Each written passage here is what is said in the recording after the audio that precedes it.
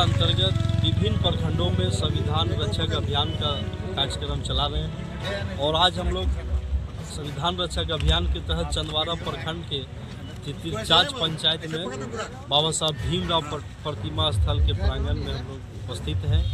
हम लोगों ने बाबा साहब के माल्यार्पण कर और यह संदेश देने आए हैं कि जिस तरह से भाजपा जब से केंद्र में सरकार में काबिज हुआ है, लगातार देखने को मिल रहा है कि कभी तो ये बोलते हैं कि 400 सांसद हम लोग जीत जाएंगे तो संविधान को बदल देंगे, कभी कुछ बोलते हैं कि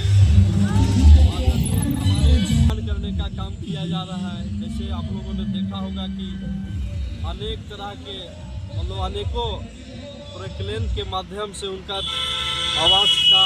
आवास से बाहर कर देना, FIR करके बार बार फंसाना, झूठा अनेकों मुकदमा राहुल जी पर किया गया है जो सरासर निंदनीय है।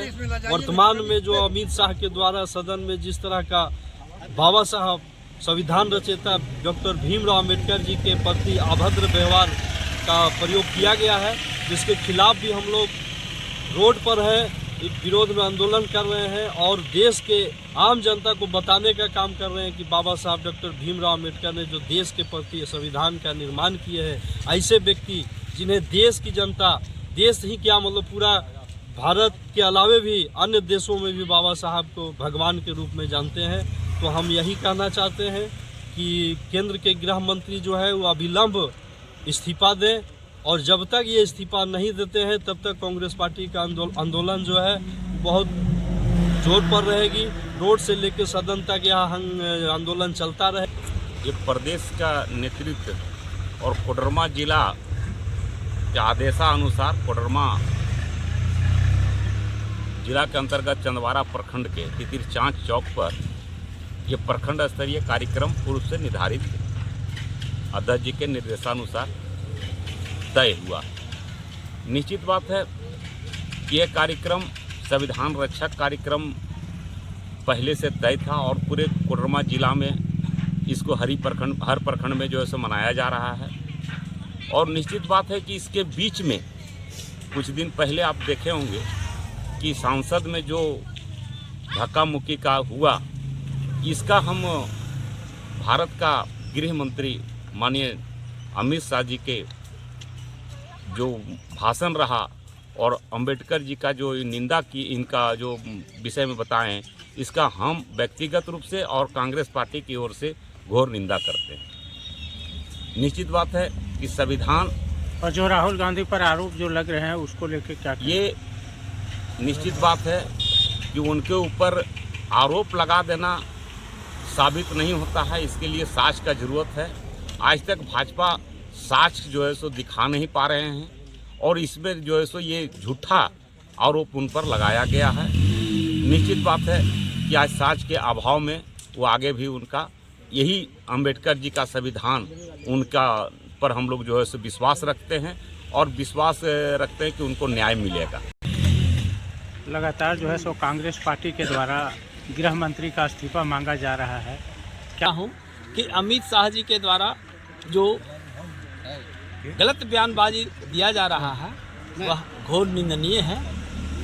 उनको इस तरह का बयानबाजी नहीं देना चाहिए, क्योंकि जो संविधान के रचयिता हैं वो उनसे कई गुना प्रतिष्ठित व्यक्ति थे और उनके अंदर सर्वगुण संपन्न व्यक्ति भी थे वो।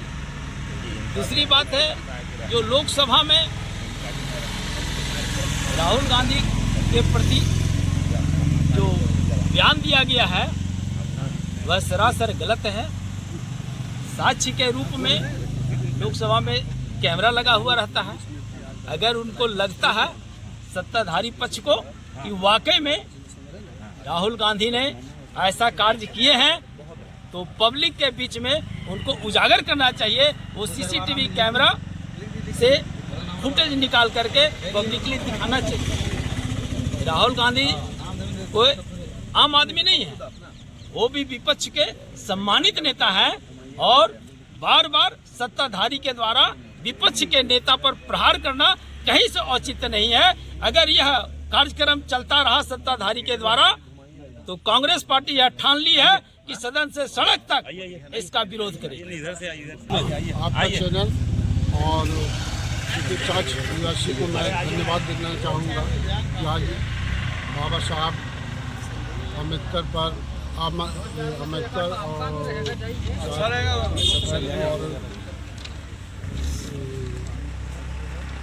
अमित शाह जो अमर्यादित भाषा का प्रयोग किए वो बहुत ही कष्टदायक और निंदायक।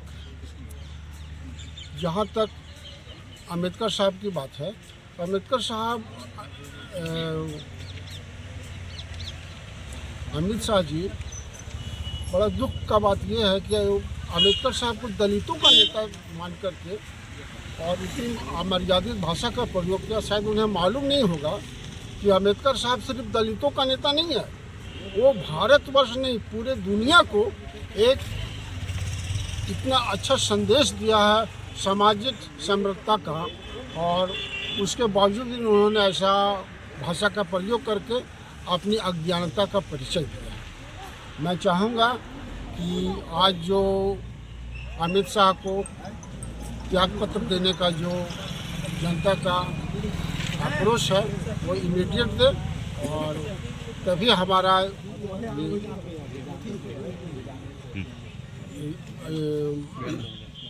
हम लोग का प्रोसेसन समाप्त होगा। यही शब्दों के बीजेपी के बिहार में जितने भी घटक दल हैं सब मरमाहित हैं, और उन लोग ठान लिया है कि अगर इस तरह का बयानबाजी से अगर वो बराबर निरंतर अगर करते रहेंगे तो उनके साथ जो गठबंधन है वो तोड़ देंगे, और इसका खामियाजा बीजेपी को भुगतना तो पड़ेगा। क्या लगता है जदयू अगर साथ छोड़ेगी बिहार में? अगर इस तरह का कार्यक्रम वो करते रहेंगे तो निश्चित रूप से छोड़ेंगे, क्योंकि उनको भी अम्बेडकर जी पर हमदर्दी है और वो कहीं ना कहीं उनको भी नुकसान होगा।